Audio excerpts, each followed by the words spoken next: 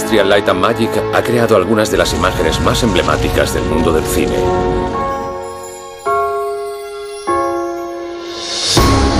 En los últimos 35 años nos han transportado a mundos inimaginables. Sus impresionantes y novedosos efectos visuales han transformado la forma de ver las películas. Ya estamos hartos de ver en el cine un montón de cosas que no deberíamos ver. Nos ponemos a buscar los hilos o los fallos que tienen las películas, pero cuando te hacen olvidarte de todo eso y consiguen meterte de lleno en la magia de la historia, eso es un verdadero éxito. Combinando el arte y la tecnología de forma magistral, han revolucionado el cine y han ayudado a definir una cultura popular. Desde lo sublime a lo ridículo, desde E.T. al trabajo impresionante que hicieron en Transformers, ILM disfruta contando historias de distintas formas visuales. Nos asombran, nos maravillan y nos hacen creer. Es fantástico saber que disponemos de las herramientas para poder mostrar lo que hay ahí fuera, en el mundo. ILM desde sus comienzos ha estado liderando esa búsqueda.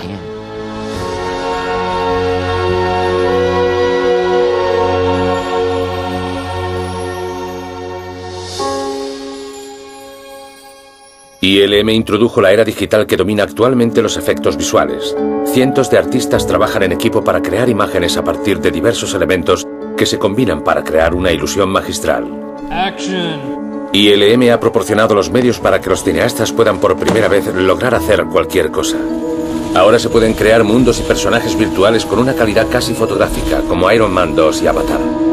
Pero estos avances tecnológicos no se han logrado fácilmente ni tampoco han sido fruto de un día. Las raíces de la magia del cine actual se remontan a 100 años atrás, pero la revolución de los efectos visuales modernos comenzó con una historia de una galaxia muy lejana. Industrial Light and Magic se fundó en 1975 para crear los complicados efectos especiales de una nueva película llamada La Guerra de las Galaxias, una aventura espacial soñada por el joven realizador George Lucas. Sus ideas resultaron revolucionarias en Hollywood en ese momento. Quería hacer una película de acción, quería hacer amplias panorámicas con las naves espaciales, quería hacerlo con tomas muy cortas para que dieran mucho ritmo y movimiento a las escenas, quería que resultase muy cinemático y en ese momento aquello era imposible. No se podía hacer eso con efectos especiales y cuando el estudio me preguntó cómo lo iba a conseguir les contesté, no os preocupéis, ya encontraremos la forma. Sabía lo que quería hacer pero no sabía cómo. En ese momento los departamentos de efectos especiales de los grandes estudios casi habían desaparecido y George Lucas pudo comprar equipos antiguos a precio de saldo y montar ILM en un almacén en Van Nuys, California. Con el apoyo de la 20th Century Fox, George Lucas y el productor Gary Kurtz contrataron a un experto en efectos fotográficos, John Dykstra, para que dirigiese los trabajos. Dykstra reunió a un grupo heterogéneo de estudiantes, artistas e ingenieros que combinaron sus diferentes habilidades mecánicas, fotográficas y de maquetación para crear el escenario de la fantástica saga espacial. Crear ILM para hacer la Guerra de las Galaxias fue como apostarse todo a una jugada. Estábamos asumiendo un gran número de riesgos y éramos muy ingenuos pensando que podíamos ganar esa apuesta. Pero tuvimos la suerte increíble de que George e incluso la Fox, a su manera, estaban dispuestos a respaldarnos. Cuando leí el guión de la película me quedé alucinado. Pensé, ¿qué es esto? Un montón de géneros diferentes unidos en una película espacial enorme. Y en cada una de las últimas 30 o 40 páginas había un montón de tomas de efectos especiales de la batalla. Parecía que no iban a acabar nunca. La primera vez que leí el guión de la Guerra de las Galaxias, me encontré algunas líneas que resultaban preocupantes. La descripción era lo nunca visto. Abrumadora para la mayoría de ejecutivos y productores, incluso para los directores. Teníamos que hacer 365 tomas para la película, algo que nunca había pasado en una película de efectos especiales. Y lo divertido es que sabíamos que se podía hacer porque contábamos con un grupo extraordinario de talentos. Para crear un universo creíble en la era predigital, conocida como la era fotoquímica, ILM tuvo que desarrollar el uso de técnicas tradicionales de efectos manuales como la animación y la modelación de criaturas de goma. Los artistas usaban pinturas mate sobre cristal para ampliar el campo de acción y el valor de producción de las escenas, que luego fotografiaban y combinaban con otros elementos de acción en vivo. Se construyeron maquetas y miniaturas con muchos detalles que luego se filmarían contra una pantalla azul para poder colocar otros elementos en la escena. ILM realizó un proceso llamado composición óptica, reutilizando una antigua impresora óptica que permitía fotografiar una serie de diapositivas y convertirlas en una secuencia cinematográfica. Yo sabía lo que quería y a lo que me enfrentaba, pero me chocaba una y otra vez con la tecnología. A veces había como 100 elementos diferentes a la vez que se tardaban 24 horas en montar, y si cometías algún error con un solo elemento había que volver a empezar. No había segundas oportunidades. Si algo salía mal, se acabó. Tenías que volver a empezar todo el proceso y eso complicaba mucho las cosas. Hacía falta un gran equipo y mucha concentración para conseguir que una maqueta proyectada a gran velocidad estallase con la suficiente rapidez y en la dirección adecuada. O pasar 12 horas grabando personajes de animación para una escena que solo iba a durar 4 segundos. No podía haber ningún error. No se podía fundir ninguna bombilla ni podía uno tropezar sin querer con nada en ninguno de los fotogramas de la película.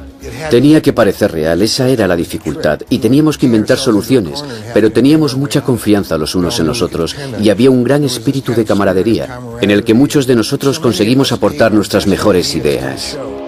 John Dykstra diseñó el revolucionario Dykstraflex. Este sistema de cámara controlado por el ordenador era capaz de realizar y repetir movimientos de cámara precisos en varios ejes. El Dykstraflex facilitaba la unión de múltiples elementos en una sola toma dinámica y ya no hacía falta usar la cámara fija, como había sido la norma en la fotografía de maquetas durante 100 años. Es como si estuviéramos en Florencia durante el Renacimiento. Había muy pocos sitios donde se hiciera este tipo de efectos visuales y había muy pocos artistas que pudieran hacerlo. Era algo muy raro, pero maravilloso, porque significó el renacimiento de la industria. La Guerra de las Galaxias fue el comienzo del renacimiento de los efectos visuales. Esta película despertó a un gigante dormido. George observó el mundo desde una perspectiva antropológica y pensó, ¿qué nos falta aquí?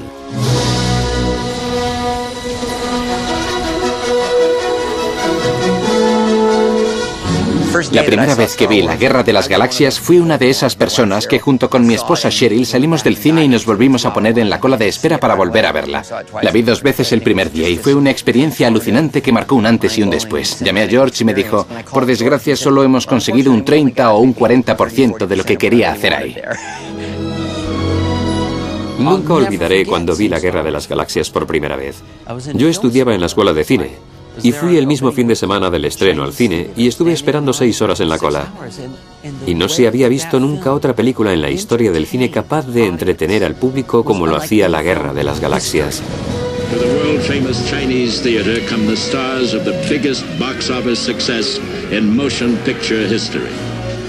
Creo que el éxito de La Guerra de las Galaxias abrió las puertas a toda una serie de géneros de películas que no se habían hecho antes, porque no podían imaginar cómo poner ciertas ideas en imágenes.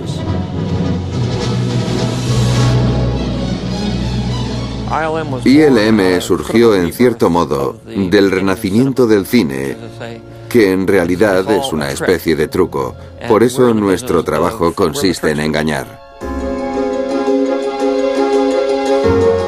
Gracias al éxito histórico de la Guerra de las Galaxias, George Lucas pudo montar un centro de cine a las afueras de Hollywood, que luego trasladó al condado de Marin, en el norte de California, donde construyó el rancho Skywalker. ILM se estableció en San Rafael, una población cercana, dentro de un insulso edificio conocido como Kerner Optical, su sede hasta el año 2005.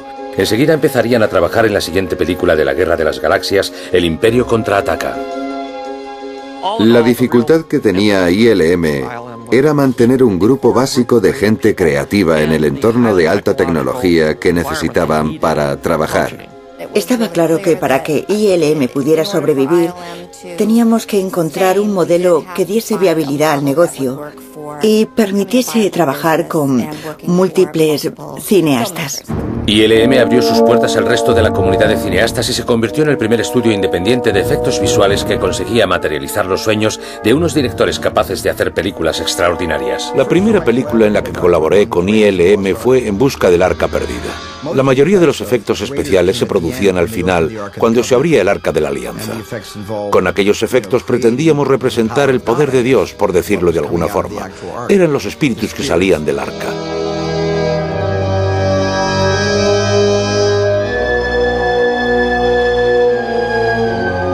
Aquella escena presentaba muchos retos. Quería que la cara del nazi malo implosionase, que la cabeza de Toad se derritiese y que la cabeza de Belloc explotase.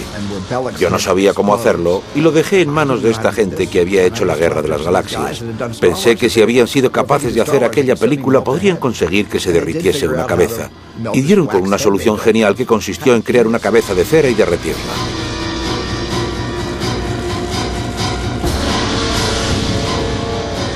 Aquel fue el comienzo de mi relación con ILM. Mientras ILM seguía adelante con los efectos fotoquímicos del momento, George veía el potencial que tenía una nueva forma de crear la magia del cine. Igual que supo ver la relación que podía haber entre los ordenadores y las cámaras y las impresoras ópticas, George pensó que a lo mejor había formas de crear en el ordenador todo lo que había hecho en la Guerra de las Galaxias. Pensó que habría alguna forma de editar con el ordenador y de crear y manipular la música con los ordenadores. Y todo esto le llevó a crear la división de imágenes generadas por ordenador de Lucasfilm, donde empezó a trabajar con Ed Catmull. Me pidieron que trajera técnicos, científicos, informáticos y artistas de diferentes tipos para trabajar en esta industria. Uno de los primeros avances en tecnología informática que logró este estudiante de doctorado fue poder crear superficies curvas lisas y envolverlas de texturas. Aquel fue un salto pionero en aquel rudimentario mundo de la computación gráfica. Creo que se plantearon la misión de conseguir un sistema que pudiera crear imágenes para cine que ofreciesen la misma sensación de realismo que una fotografía. Y mientras tanto surgió Apple y Dennis Muren nos había pedido dejar el trabajo durante 6 meses para aprender a usar este Apple. Y él fue el primero que se lanzó a aprender lo que Ed y los demás estaban haciendo. De esa forma pude trasladar a ILM la tecnología que estaba desarrollando nuestra división informática como tenía que ser. George asumió grandes riesgos financiando este proyecto, pero fue un gran visionario porque todo salió muy bien. Las actuales y poderosas imágenes generadas por ordenador deben sus orígenes a este primer grupo de computación gráfica que en 1982 pudieron demostrar por fin sus habilidades creando una secuencia para Star Trek II, La ira de Khan. Se pasaron 5 meses desarrollando hardware y software, avanzando en la delineación de texturas, el desenfoque en el movimiento, la pintura mate digital y la composición de programas para crear la primera toma de efectos visuales que se hacía mediante ordenador para una película de cine. En aquel momento pareció increíble, aunque ahora parezca que se ha quedado antiguo, pero marcó el comienzo de lo que vendría después. Cuando Dennis Muren vio las cosas que podía